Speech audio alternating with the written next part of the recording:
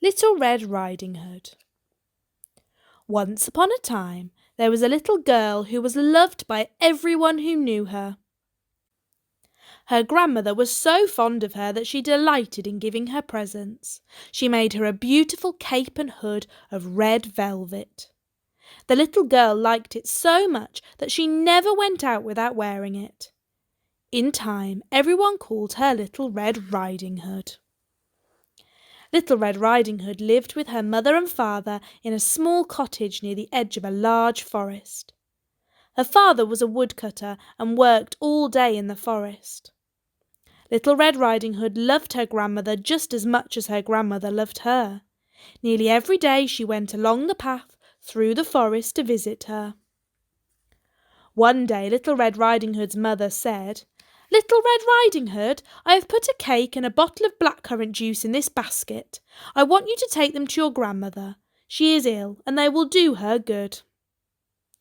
"Keep to the path, and do not wander off into the forest," warned Little Red Riding Hood's mother.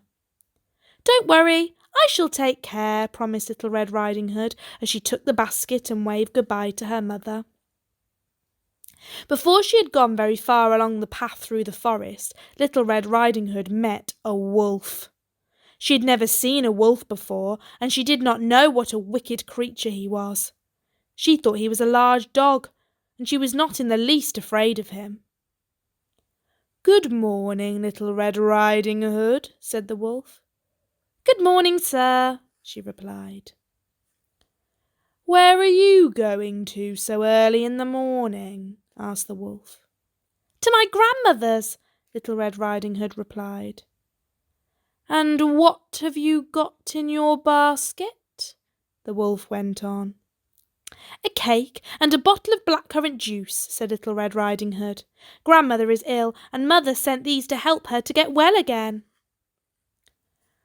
"Where does your grandmother live, Little Red Riding Hood?"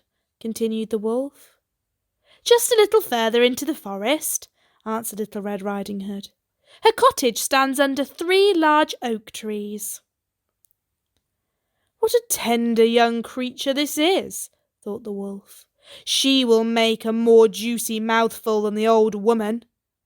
But if I am cunning, I should manage to eat both." So the wolf strolled along beside Little Red Riding Hood for a little while. "Look at all the pretty flowers under the trees," he said. "Are they not beautiful? And can you hear the birds singing? You should stop and enjoy those pleasures instead of walking straight along the path." Then the wolf said goodbye to Little Red Riding Hood and set off quickly for grandmother's cottage. Little Red Riding Hood did as the wolf suggested and looked around her. The forest was indeed a lovely place. The sunbeams danced through the trees, the ground was carpeted with beautiful flowers, and overhead the birds sang merrily. "I shall pick a bunch of fresh flowers for my grandmother," thought Little Red Riding Hood. "They will cheer her up." So she wandered further and further from the path, gathering the prettiest of the flowers. By now the wolf had reached grandmother's cottage. He knocked at the door. "Who is there?" called grandmother. "Little Red Riding Hood," replied the wolf in a high voice. "I have brought you a cake and some blackcurrant juice." "Press the latch, open the door, and walk in, my dear," said grandmother. "I am so weak that I cannot get up." The wolf pressed the latch, opened the door, and walked in. Without saying a word, the wolf went straight to the bed and gobbled grandmother up in one mouthful. Then he put on one of her nightdresses and a nightcap, which he pulled well down over his eyes. He drew the curtains and got into bed, pulling the bedclothes well up to his chin. Then he waited. Meanwhile, Little Red Riding Hood had wandered far from the path, for the loveliest flowers always seemed to be the furthest away. When she had gathered a pretty posy of flowers, she returned to the path and went on her way. When Little Red Riding Hood arrived at her grandmother's cottage, she was surprised to find the door standing wide open. "Good morning, grandmother!" cried out Little Red Riding Hood as she went inside. But she got no reply. Then Little Red Riding Hood began to feel rather uneasy. She went up to the bed and drew back the curtains. There lay her grandmother, with her cap pulled down to her eyes and the bedclothes pulled up to her chin, looking very strange. "Oh, grandmother!" cried Little Red Riding Hood. "What big ears you have!" "All the better to hear you with, my dear," came the reply. "Oh, grandmother! What big eyes you have!" "All the better to see you with, my dear." "Oh, grandmother! What big hands you have!" "All the better to hug you with, my dear." "Oh, grandmother! What big teeth you have!" "All the better to eat you with." With these words, the wolf jumped out of bed and gobbled up Little Red Riding Hood in one mouthful.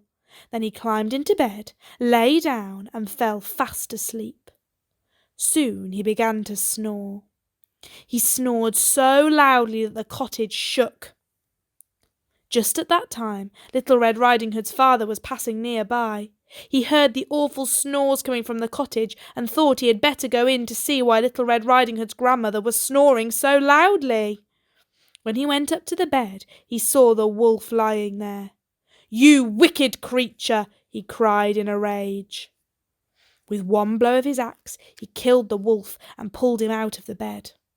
Then he had an idea. Perhaps the wolf had swallowed grandmother whole, and perhaps he was in time to save her. Little Red Riding Hood's father cut open the wolf, hoping to find grandmother inside alive. Imagine his surprise when up popped a little Red Hood, and out jumped Little Red Riding Hood. "Oh, how frightened I was!" cried Little Red Riding Hood. "It was as dark as night inside the wolf." Then her father helped grandmother out.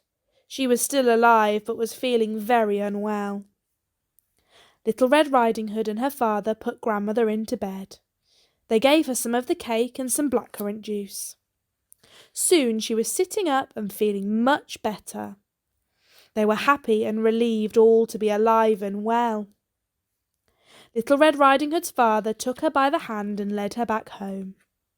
When Little Red Riding Hood's mother heard their story, she was shocked, and she gave her little girl a big hug.